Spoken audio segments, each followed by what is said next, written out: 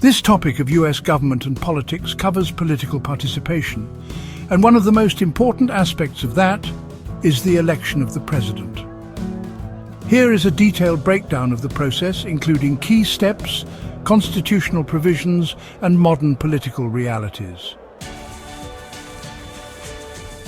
ITT, Constitutional Foundations, Article 2 and Amendments. The US Constitution establishes the process for electing the president with modifications over time. Article 2, Section 1, originally laid out the Electoral College system. The 12th Amendment in 1804 established separate ballots for president and vice president after the election of 1800 resulted in a tie.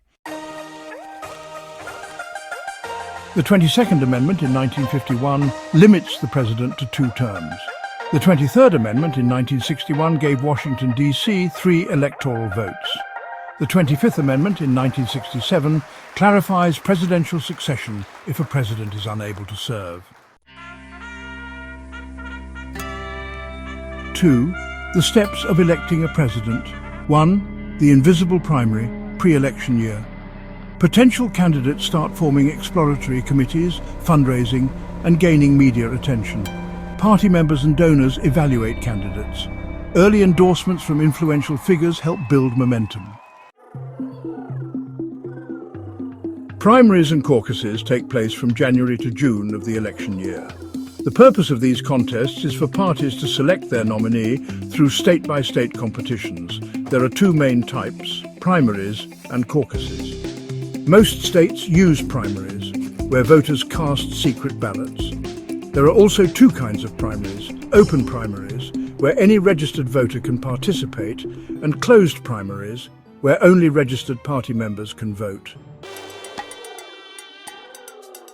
Caucuses are more informal, community-style gatherings where voters openly discuss and vote. The Iowa caucus and the New Hampshire primary are the first contests, and they really set the tone for the race. Then we have Super Tuesday, which is a day when many states hold primaries, and it's often decisive in choosing a nominee. National party conventions occur in the summer of the election year. Delegates, who are selected through primaries and caucuses, officially nominate the party's candidate. During these conventions, the party platform is finalized, and the candidate picks a running mate who will be the vice president.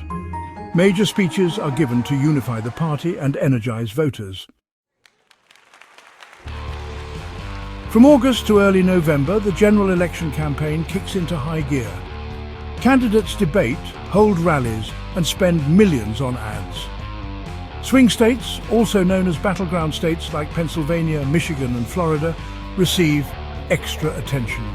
There are typically 3 presidential debates, plus 1 for the vice presidential candidates. The general election takes place on the first Tuesday after the first Monday in November. Citizens cast their votes, but technically they are voting for a slate of electors. States award electors based on the results, except for Maine and Nebraska, which split their votes. Voter turnout varies, but it is generally higher in presidential elections than in midterms. In mid-December, the Electoral College vote occurs. Each state's electors cast their votes for president. There are a total of 538 electors, which includes the House, the Senate, and 3 for Washington, D.C. A candidate needs 270 electoral votes to win. Faithless electors are rare but controversial instances where electors don't vote as pledged. On January 6th, a joint session of Congress officially counts the electoral votes. If no candidate reaches 270 electoral votes, the House of Representatives decides, as outlined in the 12th Amendment. Each state delegation gets 1 vote. Meanwhile, the Senate selects the vice president. On January 20th, the president and vice president take the oath of office. During the inauguration, the president's speech outlines goals for the term. The peaceful transfer of power is a cornerstone of democracy. Now, let's move on to key issues and debates about the system. The Electoral College versus the popular vote is a major topic. The Electoral College can result in a candidate winning the presidency without winning the popular vote, as seen in the 2016 elections.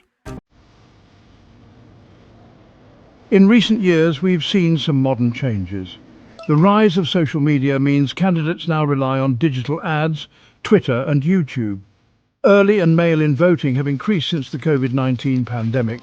Election security concerns, including cyber threats and misinformation campaigns, are also on the rise.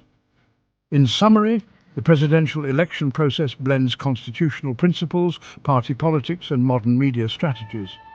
While the Electoral College remains controversial, the system continues to evolve with technology, court rulings and political shifts.